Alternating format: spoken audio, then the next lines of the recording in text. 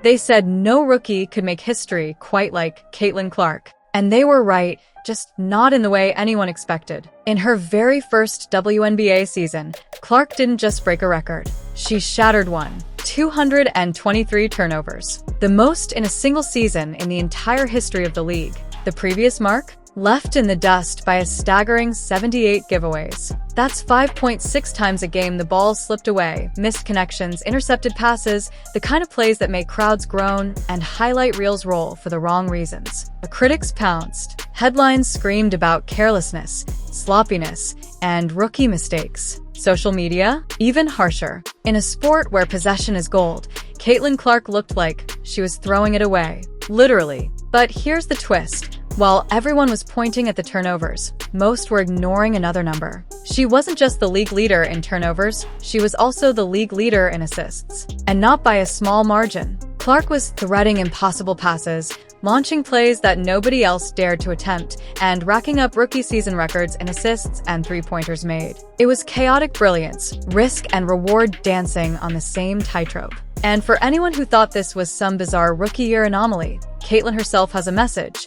That's just how I play. On Sue Bird's podcast, she laughed about it, admitting she's had 8 turnover games before, and she'll have them again. She even joked that if you check her college stats, she might lead the NCAA all-time in turnovers. She doesn't, but she's close. Third since 2002 to 2003, with 639 career giveaways at Iowa. More than anyone in Hawkeye history. So no, this wasn't some sudden flaw that appeared when she turned pro. This is part of the Caitlin Clark package. High risk, high reward, a game that lives on the edge. Still, even Clark admits she's not immune to growth. She's noticed the same thing her coaches have when she dials it in. When the passes are just a little sharper and the reads a little quicker, her whole game elevates. In July, she quietly put together her cleanest stretch yet, averaging nearly 9 assists a night while dropping her turnovers to just over 3. The Fever went 3-1 in that span. That wasn't luck. That was control. But here's the question no one can agree on. Can you really change the way Caitlin Clark plays without changing Caitlin Clark herself? Because if history tells us anything, this roller coaster has only just started climbing. Long before she set foot on a WNBA court, Caitlin Clark had already built a reputation for playing basketball like a high-stakes poker player. She was all in on every hand. At Iowa, she wasn't just the offense. She was the show. The ball lived in her hands, and every possession was another chance to pull off something no one else would even try. That meant the stat sheets were a wild mix of jaw-dropping highs and eyebrow-raising lows. On one night, she dropped 41 points and 12 assists against a ranked opponent, carving up defenses like they were practice cones. On another, she'd matched that brilliance with 6, 7, even 8 turnovers, sometimes in the same game.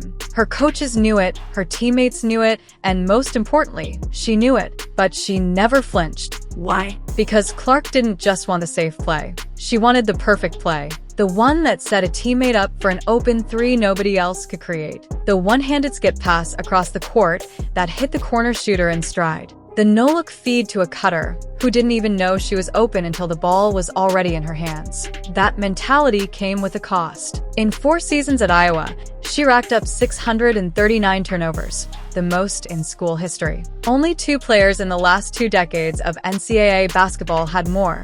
Jamyera Faulkner with 681 and DeQuesha McClanahan with 654. But here's the thing. Those players didn't lead their teams to national championship games, didn't break scoring records, and didn't rewrite the way people thought women's basketball could be played.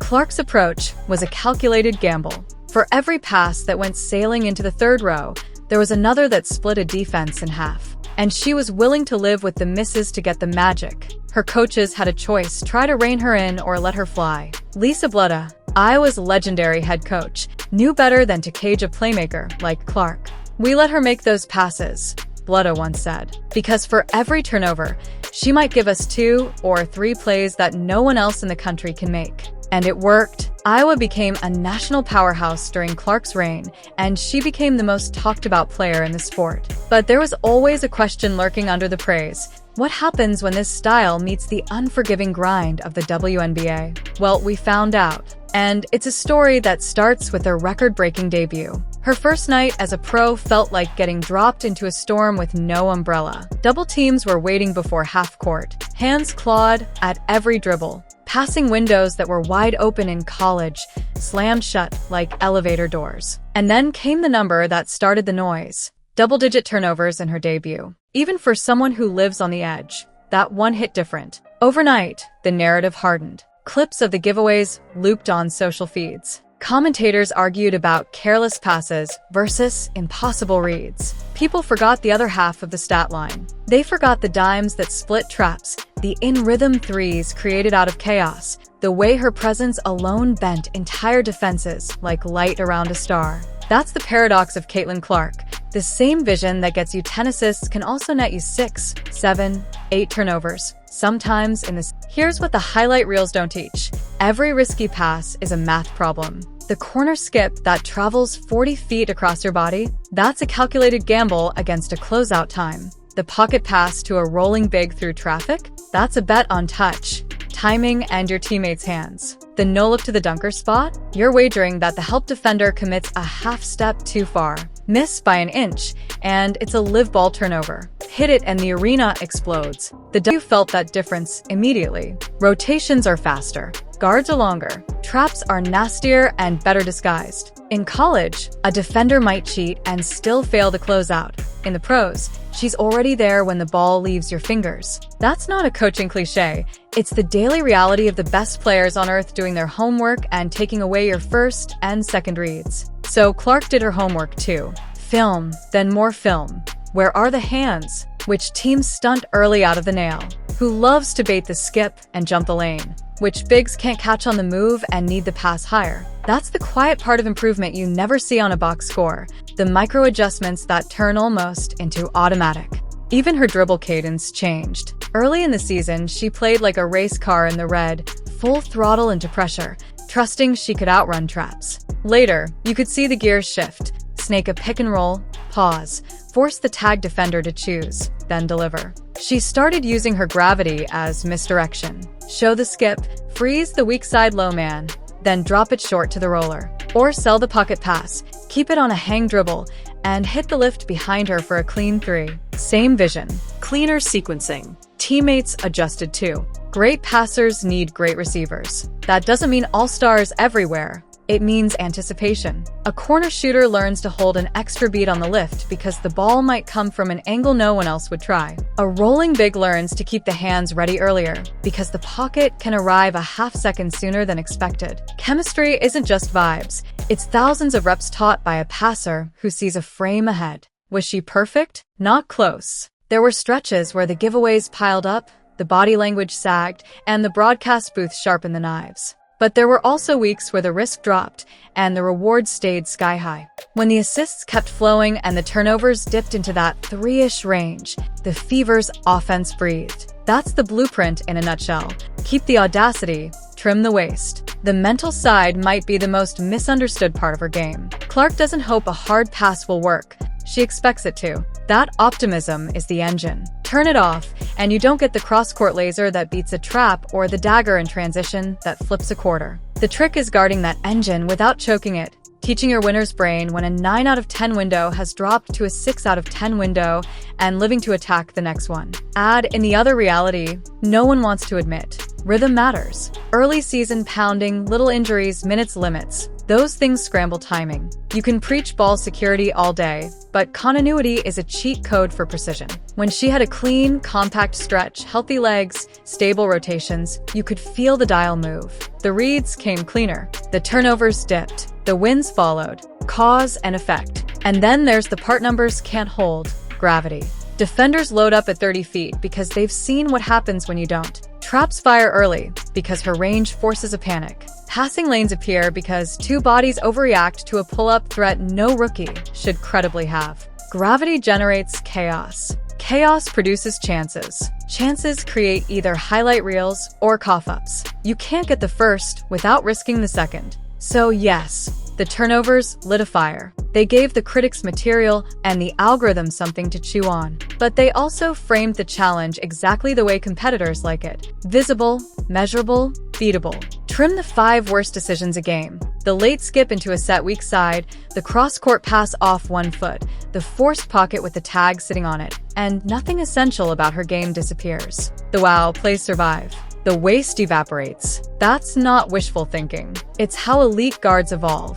They don't blunt the blade. They sharpen the aim. And if you think that evolution is just about playing safer, you're missing the punchline. The next version of Caitlin Clark doesn't avoid risk. She prices it. She sells the defenders a story, makes them buy it with both hands, then passes to where the doubt used to be. But that wasn't the whole story. The last step is the recipe. The repeatable, in-game tweaks that cut turnovers without dimming the lights. And what happens next might be her most controversial move yet. If you want the truth, here it is. Nobody wants a safer Caitlin Clark. Nobody tuned in for a version of her that pump fakes the universe and settles for vanilla. The goal isn't to tame the fire. It's to forge it, to keep the audacity and strip out the empty calories. That's the blueprint, precision without surrender. It starts with timing. Risk isn't a fixed number. It breathes with a shot clock. Early clock risk is an investment. Late clock risk is a tax. When the possession is young, the first trap is an invitation to create an advantage that ripples for 20 seconds. Hit the roller. Force a rotation. String the weak side. You can afford a sharp pass because the reward multiplies down the line. But in the final 8 seconds, the calculus flips. The wild skip that might spark a hockey assist with 20 on the clock becomes a 50-50 grenade with 8.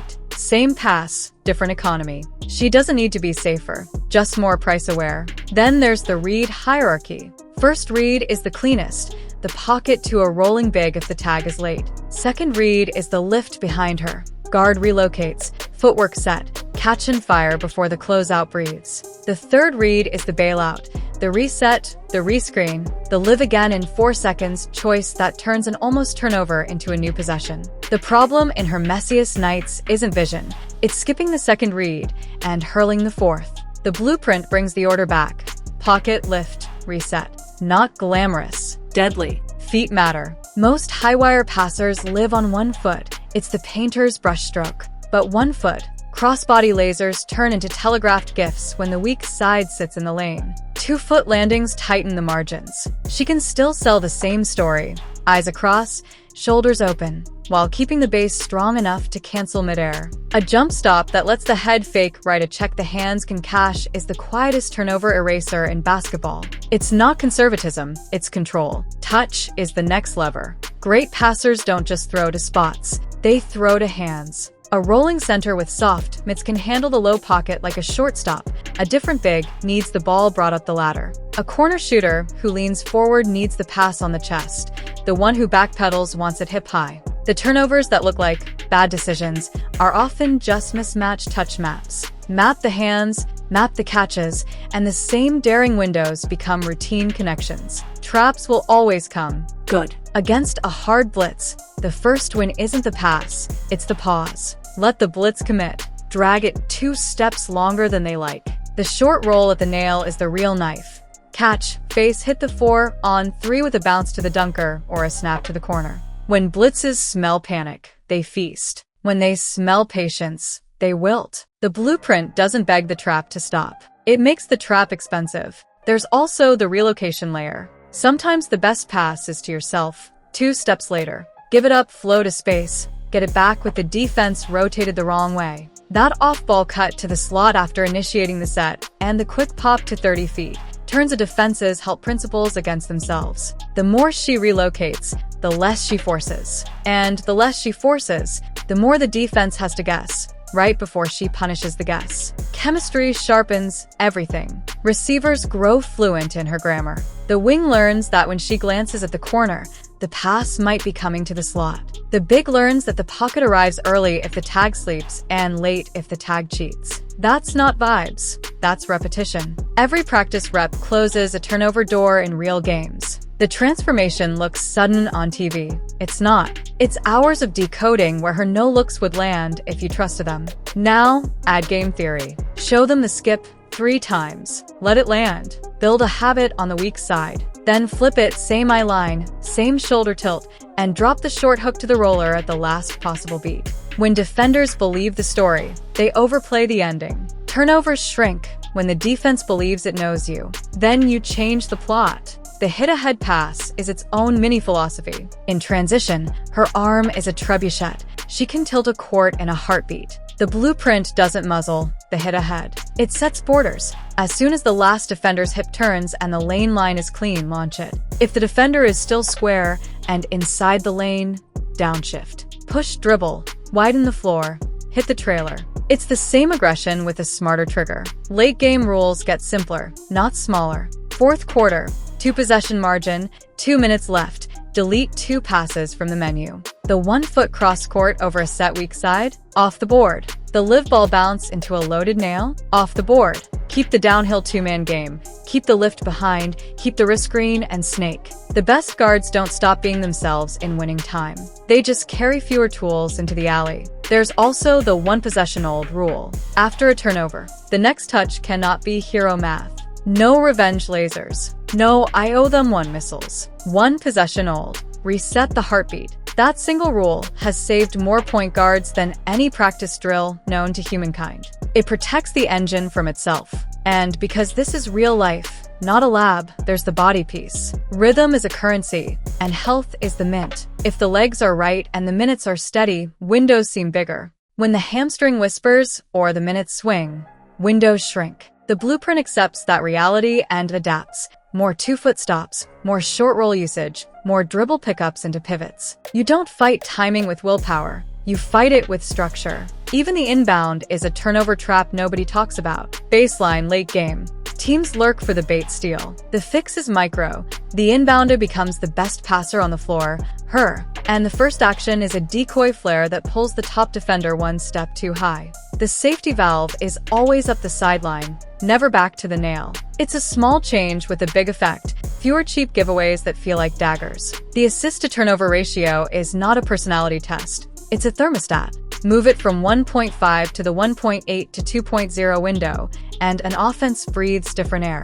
You can still be the lightning. The storm just stops knocking out the power. And when that number climbs while the usage stays heavy, it sends a message the league understands. The danger is now reliable. All of this lives or dies on self-belief. The same confidence that throws a pass through a keyhole has to trust the moments where restraint wins. That's not a contradiction. It's mastery. The greats don't abandon their instincts. They train them. A trained instinct sees the tag early, hangs on 2, and turns a would-be turnover into a layup 3 seconds later. Same eyes. New patience. So can she change without changing? That's the wrong question. She's already doing it. The blueprint doesn't soften the edges. It sharpens them. It keeps the threes from 30 and the moonshot hit-aheads and the no-look daggers, and it quietly removes the 2 or 3 decisions a night that spill into fast break points the other way. If anything, the audacity gets louder because the noise gets cleaner. And the bigger picture? Maybe the turnover record wasn't a scar.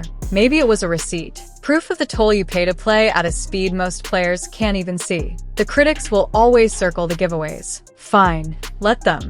Because the point of a toll road isn't the toll, it's where it takes you. If the cost of access to that lane is a handful of nights where risk bites back, so be it. The game moves forward when someone is willing to drive there anyway. That's the paradox that makes Caitlin Clark impossible to ignore. The same trait that gets her roasted on a bad night is the one that cracks a defense open on a great one. You can try to sand it down into something safe and respectable, or you can do the scarier, smarter thing. Aim it, price it, weaponize it. Keep the genius, ditch the waste. Because here's the real reveal. Turnovers don't define her ceiling. They define her choices. And if the choices get sharper, if the math gets cleaner, if the patience starts to hum under the flare, then we're not arguing about records anymore. We're watching a player turn volatility into inevitability. So when she says, "That's just how I play," maybe that's not an apology. Maybe it's a warning. The risk wasn't the flaw. It was always the fuel. And once the engine runs without leaks, all that's left is speed.